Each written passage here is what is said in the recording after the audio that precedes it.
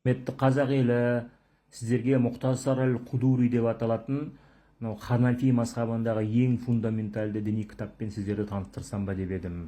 Атап айтқанда, Мұхтасар әл-Құдури исламның сунниттік бағытындағы Ханафи мазхабының ең беделді классикалық кітабы.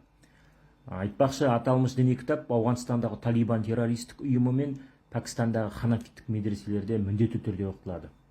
Және бұл кітап Қазақстандағы 9 медресе, Нұр Мүбарак университеті және Сарыағаштағы Сманов медресесінде де оқытатын естеріңізге салғым келеді.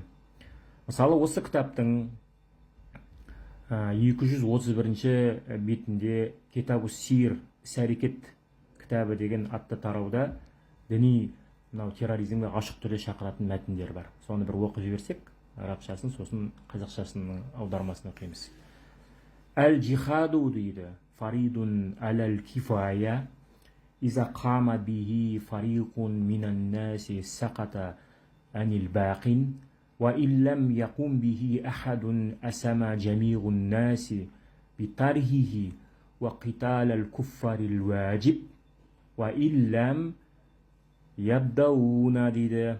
Бұл не деген мағынаны білдіреді? Бұның мағынасы, аудармасы, джихад ол ұжымдық парыз, адамдардың бір тобы оны орындаған кезде қалғандары бұдан босатылады. Ал егер де оны ешкім орындамаса, бұны қалдырғаны үшін барлық адам күнәлі болып есептеледі.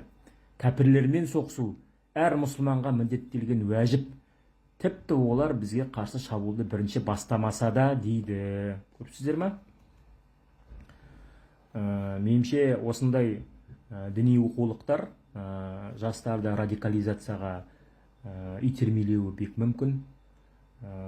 Атап айтқанда, қанды қаңтарда діни топтардың біздер бой көрсеткенін бәріміз жақсы білеміз. Сондықтан да Қазақстан мүфтиятынан орта ғасырлық шариғатқа негізделген, яғни діни өшпенділік пен араздық туғызатын Ханафи мазхабының ең беделді яки классикалық Мұхтасар әл-Құдури кітабына тез арада тыйым салуын өтінемін.